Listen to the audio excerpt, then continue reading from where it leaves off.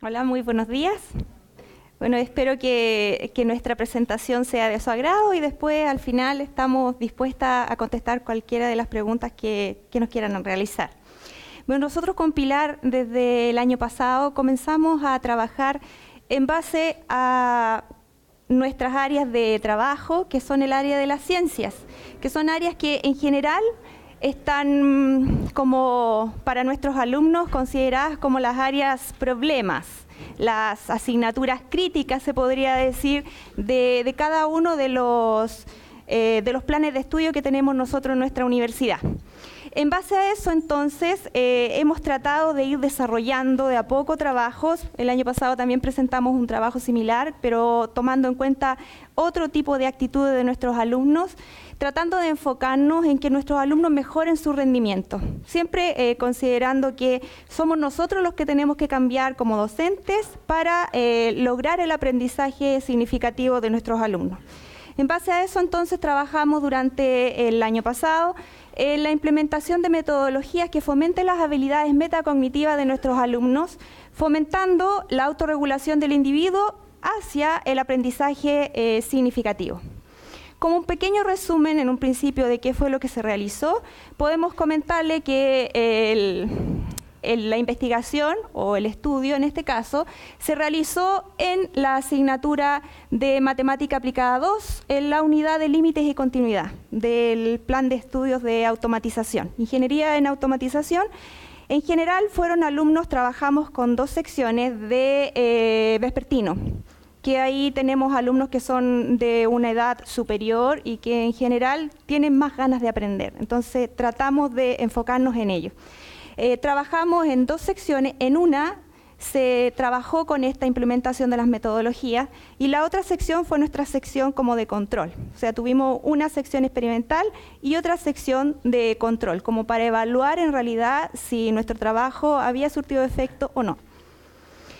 En general, entonces, vamos a hablar de qué se trata o cómo tomamos nosotros la neurociencia, a nivel educacional, obviamente. Nosotros somos del área de las ciencias, Pilar matemática, yo el área de química. Entonces, en general, tratamos de meternos en cómo la neurociencia la podríamos aplicar en esto. Entonces, hablando en cuanto a la neurociencia, pero a nivel educacional, es cómo fomentar las capacidades de monitoreo y de control que tiene nuestro cerebro. Eso está en las áreas prefrontales y frontales de nuestro cerebro, o sea, por acá. ¿Qué es lo que hace el docente? Entonces, el rol del docente dentro del aula es activador, significa activar estas capacidades que tienen nuestros alumnos. Son capacidades que todos tienen, independiente de los estilos de aprendizaje que tenga cada uno. Entonces, nosotros el año pasado trabajamos en base a los estilos de aprendizaje, que son diferentes en el aula y tuvimos que hacer una diferenciación y todo eso. Pero en este caso, el cerebro de todos trabaja de la misma forma. Entonces tratamos de ver si a partir de tomando en consideración estos conceptos, podríamos entonces aplicar algo a nuestros alumnos.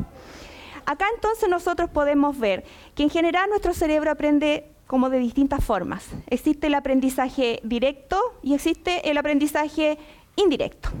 Consideramos nosotros como aprendizaje directo aquel aprendizaje en que el alumno tiene el objeto en estudio, lo puede ver, lo puede manipular y como que en reflexión de su objeto saca su propio aprendizaje. Ahora también existen las simulaciones a través de todo, teléfono, computador y cosas así, que también aprende en base a la simulación. En cambio, el aprendizaje indirecto es aquel aprendizaje en el cual el alumno recibe, el estudiante en este caso, recibe la información. La recibe en base a textos, en base a nuestros PowerPoint, etcétera, o a lo que nosotros le conversamos. Entonces, ¿qué es lo que tratamos nosotros de hacer con esto?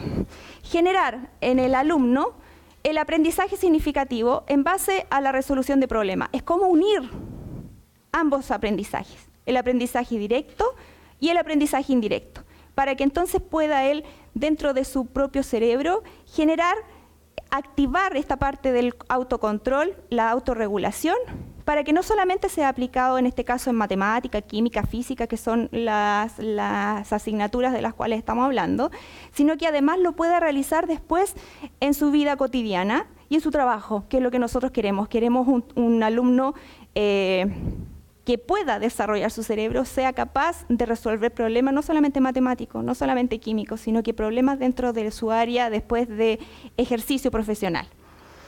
Para eso entonces utilizamos la metacognición. ¿De qué se trata entonces esta metacognición o las actividades metacognitivas que nosotros tratamos de desarrollar en el aula? La idea es que el alumno relacione todos los conceptos que tiene, considerando que existen distintos tipos de aprendizaje, no solamente el directo y el indirecto, sino que está, por ejemplo, el aprendizaje por descubrimiento, el aprendizaje memorístico, el aprendizaje receptivo y el aprendizaje significativo, que es el que nosotros queremos. Entonces el alumno, cuando logra el otro tipo de aprendizaje, por ejemplo el aprendizaje memorístico, es solamente memoriza todos los datos que nosotros podamos darle, pero la memoria después, cuando tiene otras cosas que memorizar, la va guardando, la va guardando, la va guardando, y no es lo que nosotros necesitamos. ¿Qué necesitamos entonces? Necesitamos el aprendizaje significativo, donde el alumno una. Y según la metacognición, entonces necesitamos incluir emociones y conducta. O sea, significa que el alumno trabaje en su propio aprendizaje, que lo haga parte de sí, que él quiera aprender. Lo que significa que la motivación es lo principal. ¿Quién hace la motivación dentro del aula? El docente. No nos queda de otra que trabajar nosotros en este aspecto. Acá entonces, ya basándonos en el problema en sí que nosotros encontramos, generamos este árbol de problema en donde vemos que los alumnos tienen un bajo rendimiento. Bajo rendimiento significa estar directamente a la reprobación, que no es lo que queremos, obviamente. ¿Cuáles son las causas? Desinterés de los alumnos en participar y en asistir a clases. Asignatura muy exigente, miedo a la matemática, que es general. Yo quiero aprender electricidad, yo quiero aprender automatización, pero no quiero aprender matemática, ni tampoco quiero aprender química. Entonces, desinterés de parte de los alumnos, además que ellos vienen en general, vienen con bajos niveles de rendimiento en todas estas asignaturas desde el colegio, o sea, viene con un monstruo generalizado en base a las ciencias desde mucho antes. Clima en el aula poco favorable para desarrollar las metodologías de aprendizaje. Esto va como ligado. El alumno está desinteresado, hace cualquier cosa, entonces el clima en el aula es complicado. Los alumnos no adquieren un aprendizaje significativo, o sea, se quedan en la memoria, se quedan en la recepción, pero no se quedan en la incorporación de todos los conocimientos. Los estudiantes del segundo semestre de la carrera Automatización y Control Industrial presentan dificultades en el logro del aprendizaje en la asignatura de Matemática Aplicada 2. ¿Cuáles son entonces lo que nosotros queremos hacer? Metodologías didácticas utilizadas en el aula no consideran características del alumno. Eso es lo que generalmente sucede. Nosotros queremos revertir esta situación. Las aptitudes propias del alumno delimitan su aprendizaje, o sea, el cómo él llega, o sea, llega después de un día de trabajo, aprende matemática, que la lata y todo. Cambiemos eso. Inseguridad de los alumnos debido a la exigencia de la asignatura. El alumno parte diciendo voy a reprobar, parte diciendo me va a ir mal. Los alumnos no tienen hábitos de estudio, no saben cómo organizarse, que es lo más complicado. Basándonos entonces en todo eso, nosotros generamos una hipótesis de acción con la cual íbamos a trabajar. ¿Cuál fue nuestra hipótesis? Que la aplicación de las estrategias metacognitivas favorece la identidad del individuo, la autorregulación y el aprendizaje significativo. Basándonos en esto entonces, se generó un plan de acción y ese plan de acción se aplicó en el aula. Pilar entonces, que es la docente encargada de la asignatura, va a continuar explicándole cuál fue el plan de acción. Entonces, nosotros hicimos este trabajo de la siguiente forma.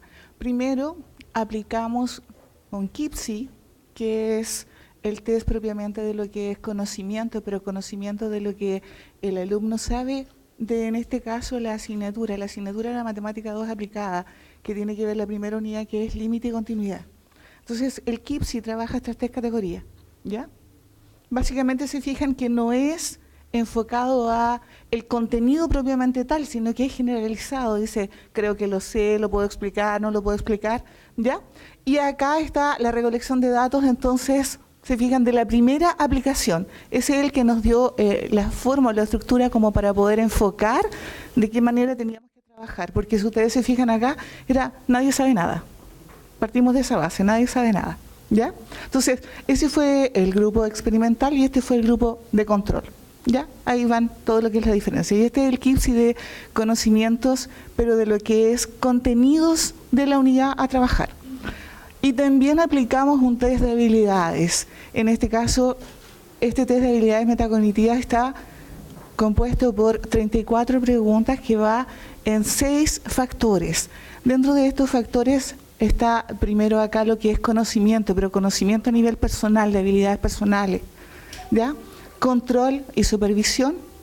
Después tenemos la planificación, la experiencia, la evaluación y las estrategias, ¿ya? Entonces, todo este test va dirigido hacia la persona, es decir, cómo enfoca la tarea, de qué forma él la hace directamente, la desglosa, la vuelve a revisar, la lee más de una vez si no la entiende, cuánto tiempo emplea en dedicarle propiamente tal a la tarea que va a ejecutar, sabe algo o no tiene idea, está interesado, después de hacer la tarea se pregunta si efectivamente aprendió o no aprendió, ¿ya? De esa forma, son 34 preguntas desglosadas de esa forma, ¿ya? Entonces, por una parte tenemos la parte de conocimiento y por la otra que es persona. Por lo cual, nosotros entonces trabajamos la intervención. Ya con el conocimiento propiamente del alumno en sala, ¿verdad? Digamos la gran mayoría, cuál era lo que nos había arrojado, que vieron el gráfico anterior, decidimos entonces trabajar de la siguiente forma. Se hizo acá, primero, cómo tenía que ser el ambiente que íbamos a trabajar en el aula, ¿ya? Y lo primero que llegamos a la conclusión era de que tenía que sentirse acogido, ¿ya? Es decir, tenía que haber un respeto, tenía que haber, obviamente, sentir una confianza, porque también descubrimos que la autoestima de nuestros alumnos también es baja, muy baja. No se atreven a hablar, no discuten, no exponen, ¿ya? Por lo cual, primero hicimos un trabajo de conocernos, de sentarnos. Fue también trabajo grupal, por lo cual, para que sintieran un par cercano. También se hizo estaba el docente ubicado al final de la sala de clase, y siempre transcurría alrededor de la sala de clases por los diferentes sectores, y los grupos tenían una silla, por lo cual el docente cuando se acercaba al grupo se sentaba formando parte del grupo, ¿ya? No directamente acá con autoridad, sino que era más cercano, ¿ya? Ingresaba al grupo de esa forma. ¿Para qué? Para que pudiera entonces hablar directamente, porque siempre decíamos que teníamos que estarnos mirándonos, ¿ya? Mirándonos, es decir, esa cercanía visual, para obviamente sentirnos más acogidos por el otro. En cuanto a la metodología en el aula, que fue acá, ¿se fijan? Partíamos siempre con lo que era activación de los conocimientos previos, pero en forma, digamos, trabajado diario, recordando la clase anterior, pero también la clase antes, es decir, en la tercera o en la cuarta clase recordábamos la primera, la segunda, la tercera y llegábamos a la cuarta. Cuando íbamos en la quinta partíamos la primera, la segunda, la tercera, ya, y cada vez entonces era volver a preguntarle, bueno, ¿y qué vimos? ¿Desde qué partimos? ¿Cómo lo hicimos? ¿Qué pudimos concluir? ¿Qué fue lo mejor que aprendiste? ¿Hay todavía alguna duda sobre lo que tienes que trabajar más? ¿Todo te quedó claro? ¿Es suficiente con eso para poder seguir? Entonces, ¿qué pasaba? Que siempre había una reflexión, llevándolo a que él reflexionara sobre lo que él había aprendido. Por lo tanto, el trabajo de partida, los conocimientos previos, era una conversación activa, participativa y generalizada. Después de cada una de las clases, también se hacía un procedimiento a trabajar los contenidos que se habían revisado en esa clase. Es decir, partíamos con los conocimientos previos. Después, a cada grupo retiraba su ABP. No todos era el mismo, es decir, estábamos trabajando límites, sí límites, pero uno podía tocarle un límite algebraico, por ejemplo, con un trinomio ordenado, con A igual 1, el otro tenía con A igual 2, el otro tenía diferencia de cuadrado, el otro tenía cubo, todos eran diferentes, pero todos tenían en común que eran límites algebraicos, por lo cual al concluir, después ellos lo desarrollaban entre ellos, ¿qué hay que hacer? Tampoco había restricciones, es decir, si tú quieres usar el celular lo puedes hacer, pero busca entonces cómo se factoriza. Si no sabes sumar, busca cómo se suma, ¿ya? Si tú no sabes de qué forma se racionaliza, porque estás ocupando raíces, busca cómo se racionaliza, ¿ya?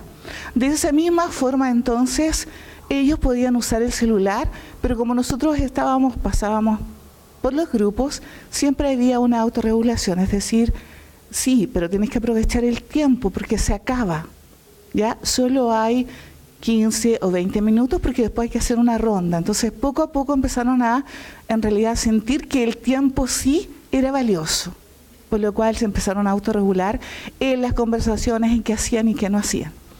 Eso conllevó después a que, una vez que tenían desarrollado el problema, podíamos hacer un plenario. Ya, tú desarrollaste el otro. Bien, ¿ya? Pero ¿de qué forma ahora podemos hacerlo? ¿Cómo nosotros podemos desarrollar un límite algebraico? ¿Qué es lo primero que hay que hacer? Entonces, ellos decidían, porque todos lo primero que habían hecho era evaluar. ¿Ya? Entonces, lo primero que tenemos que hacer es evaluar. Ya, después de esto, tenemos que factorizar.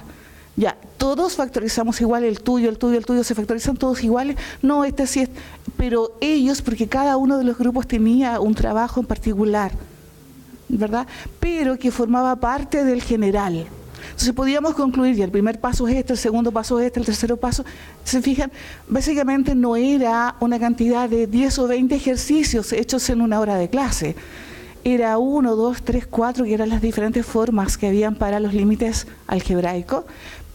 Se fijan, de diferentes formas, pero que llegábamos a una conclusión para todos igual. Y cada grupo tenía que, obviamente, indicar cuáles eran los procedimientos que se utilizaban para poder desarrollarlo.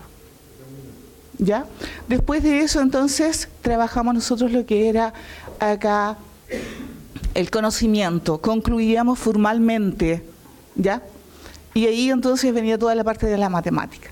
Los resultados fueron notorios. Si ustedes se fijan acá, lo que antes teníamos ya cambió. Ahora, ¿cuál fue lo más destacado? Fue esto. Las notas, ¿se fijan acá? Del experimental con el grupo de control. ¿Ya? Ahora, aparte de eso, en conclusiones, podemos llegar también a concluir cuál era la forma y la metodología de trabajo del docente. Es decir, tiempos para las tareas, empatía, mucho respeto, mucho también de lograr a través de las emociones, del sentir propiamente tal del alumno, que pudiera él lograr o llegar a tener los conocimientos significativos. ¿Qué era el objetivo? Es decir, mejorar por un lado lo que era el rendimiento académico y por el otro también validarlo como persona, porque eran ellos los que hacían el trabajo en el aula. ¿Sí? Bien, muchas gracias.